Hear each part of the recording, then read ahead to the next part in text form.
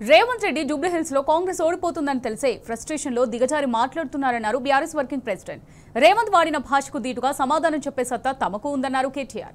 అయితే కేసీఆర్ చేసిన పనులను చెప్పాలి, కానీ వ్యక్తిగత విమర్శలకు దిగొద్దని సూచించారని చెప్పారు. దమ్ముంటే 10 ఏళ్ల బీఆర్ఎస్ పాలనపై 2 ఏళ్ల కాంగ్రెస్ పాలనపై చర్చకు రావాలని సవాల్ విసిరారు. చెత్త ఎవరిది సత్తా ఎవరిదో తేల్చుకుందామని ఛాలెంజ్ చేశారు. Date, time, place Revanth Reddy fix చేయాలని, కమాండ్ కంట్రోల్ సెంటరా, గాంధీ భవన, అసెంబ్లీనా ఎక్కడికైనా చర్చకు సిద్ధమన్నారు. రేవంత్ రెడ్డి గారు నిన్న మాట్లాడిన మాటలు ఆయనలోని నిరాశకి, ఆయనలో ఉండే ఒక ఫ్రస్ట్రేషన్కి, నిస్పృహకి సంకేతంగా మేము భావిస్తూ ఉన్నాం. ఓటమి తప్పదు అని అర్థమైన తర్వాత ఏ నాయకుడికైనా, ఏ పార్టీకైనా ఆ భయంలోంచి, ఆ నిరాశలోంచి, ఆ నిస్పృహలోంచి వచ్చిన మాటలుగా వాటిని మేము భావిస్తూ ఉన్నాం. ఆయనకంటే గట్టిగా, ఆయనకంటే ఇంకా ఆయన భాషలోనే సమాధానం చెప్పే సత్తా మాకుంది. కానీ మా పెద్దలు కేసీఆర్ గారు చేసిన ఒక సూచన, వారు చెప్పిన మాట ఏమంటే, పొరపాటున కూడా అట్లాంటి భాష మనం మాట్లాడాల్సిన అవసరం లేదు, అట్లాంటి వ్యక్తుల గురించి మనం ప్రస్తావన చేయాల్సిన అవసరం లేదు, మనం చేసింది చెప్తే చాలు అనే మాట వారు మాకు దిశానిర్దేశం చేస్తూ ఉంటారు ఎప్పుడు.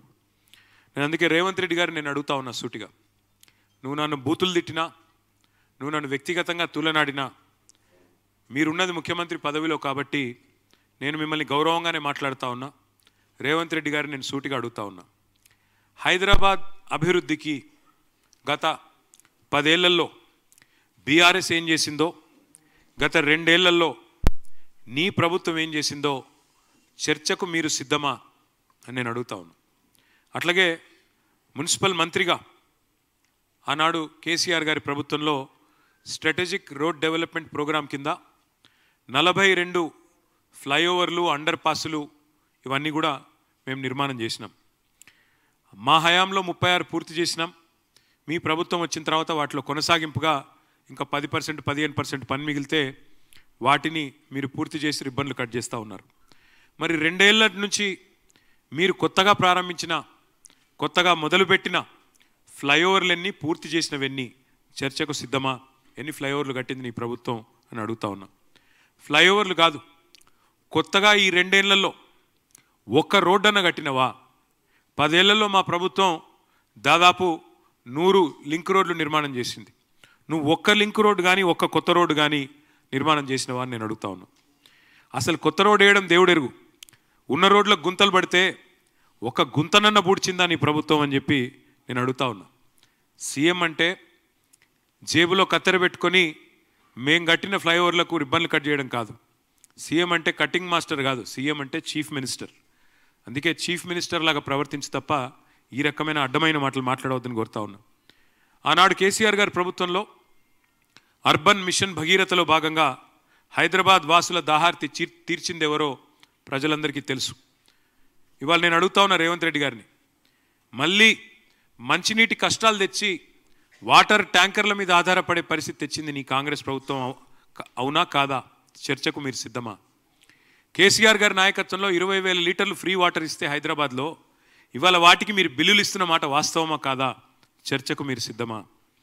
హైదరాబాద్లో ఈ శానిటేషన్ సమస్య, అంటే చెత్త సమస్య పరిష్కారానికి కేసీఆర్ గారి నాయకత్వంలో స్వయంగా కేసీఆర్ గారు కూడా ఒక ఏరియా ఎంచుకొని ఆ ఏరియాకి తాను కూడా ముఖ్యమంత్రిగా బాధ్యత వహించి, అట్లాగే ప్రతి ఐఏఎస్ అధికారిని, ఐపీఎస్ అధికారిని కూడా హైదరాబాద్ను 400 భాగాలుగా విభజించి ఒక్కొక్క యూనిట్కి ఒక్కొక్క ఐఏఎస్, ఐపీఎస్ అధికారిని నియమించి మంత్రిని, ఎమ్మెల్యేని, ఎంపీని, ఎమ్మెల్సీని అందరినీ బాధ్యులు చేసి తాను కూడా బాధ్యత తీసుకొని స్వచ్ఛ హైదరాబాద్ అనే కార్యక్రమానికి శ్రీకారం చుట్టి ఆనాడు వేల సంఖ్యలో స్వచ్ఛ ఆటోలు ప్రవేశపెట్టిన విషయం నీకు తెలియదా?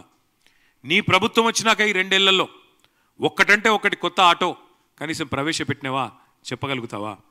కేసీఆర్ గారి ప్రభుత్వంలో ఆనాడు 3,000 మెట్రిక్ టన్నులు పర్ డే చెత్త సేకరణ చేస్తే మేము వచ్చినాడు, తర్వాత మేము పెంచిన ఈ ఎఫిషియెంట్ కార్యక్రమం వల్ల అది 7,500 మెట్రిక్ టన్నుల సామర్థ్యానికి పెరిగింది. ప్రతిరోజు చెత్త కలెక్షన్ 3,000 నుంచి 7,500 టన్నులకు పెంచింది కేసీఆర్ ప్రభుత్వమా కాదా?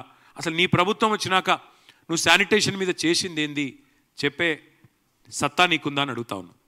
అట్లాగే మా ప్రభుత్వం ఉన్నప్పుడు కేసీఆర్ గారి నాయకత్వంలో స్వచ్ఛ సర్వేక్షణ అని కేంద్ర ప్రభుత్వం ఒక పథకం చేస్తుంది, ఒక సర్వే చేస్తుంది.